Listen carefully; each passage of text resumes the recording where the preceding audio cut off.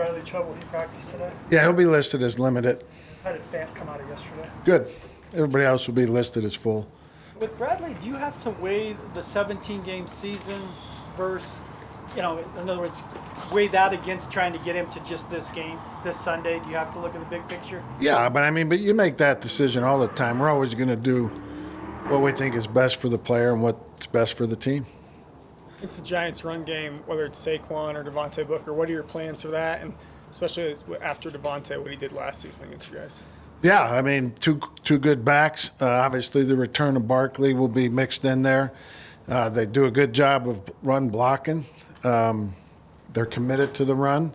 So we're going to have to be up to the task like you are every week. We got to be able to play the run, stop the run with our normal defense. Vic, you talked about Vaughn having to be managed. Is that something that you kind of set that ahead of time, or is part of it just kind of seeing how he, what he needs during the game? Yeah, it's the flow of the game. There's no perfect formula because you never know what the flow of the game is going to be.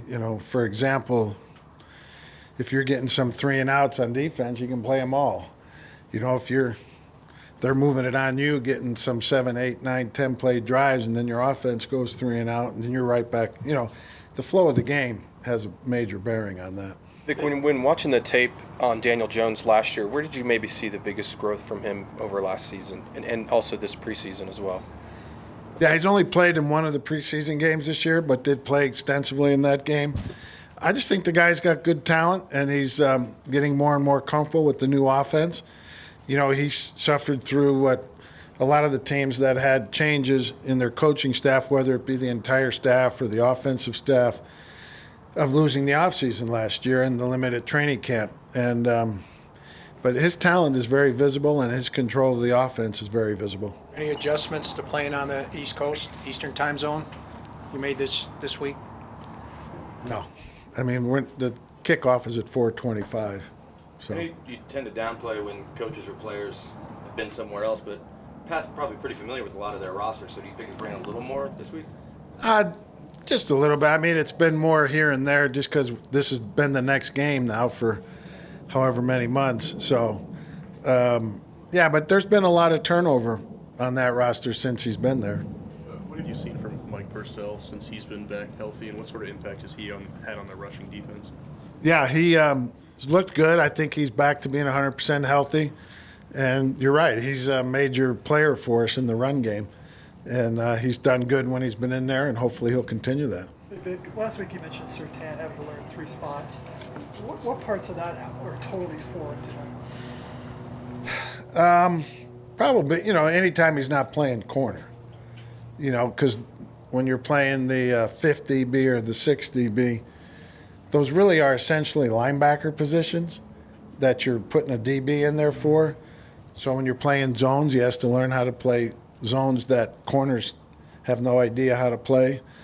And when he's playing man, he's covering guys from areas that corners don't cover from, tight to the core or inside. So they're all drastically different.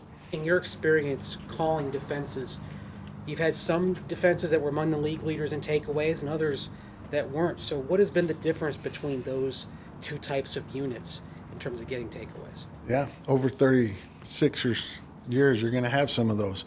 And, it's some of it's just the makeup of your team, the players, the way the games go, the emphasis that we put on it. Sometimes we do a better job of it than others. We try to emphasize it a lot. And I don't know that you can put your finger on it, there are just some players that have a knack for getting them, too.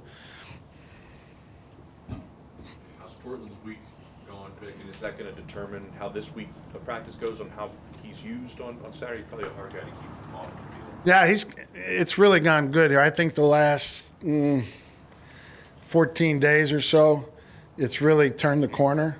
He had his moments in camp where he looked good, but then some days where he was a little hesitant. And I think the last 2 weeks, he's really turned the corner and he's looking more like himself. Going back to that takeaway question, you said some guys just have a knack for it. Who on your team do you think kind of has that knack for it?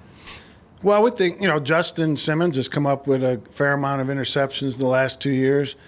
You know, Vaughn over his career has been a guy that's been able to cause some fumbles. Bradley also. You know, your inside linebackers need to be able to do that. Anybody that's contacting the ball and is a major tackler for you, those are the ones with the opportunities. We've talked to you. Go ahead. If they don't have a knack for it per se, is that something that can be taught? That you Yeah, can we learn? work hard trying to teach it, make them aware of the opportunities.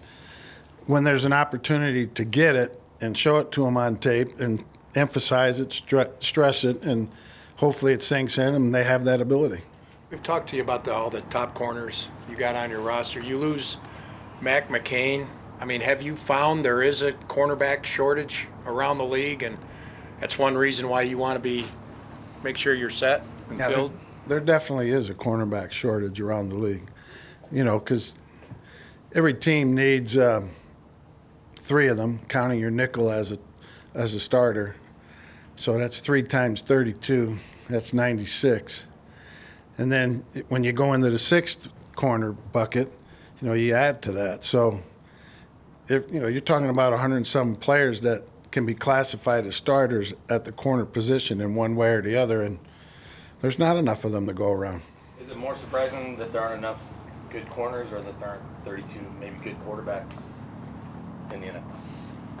Yeah, I think the quarterback drought or lack of, the words that's been using, I think that's kind of disappeared. I mean, there was, I don't know how many years back where it was really evident that there was a shortage. There aren't many teams now that don't have a quarterback that you can win with to various degrees. Thanks, Vic.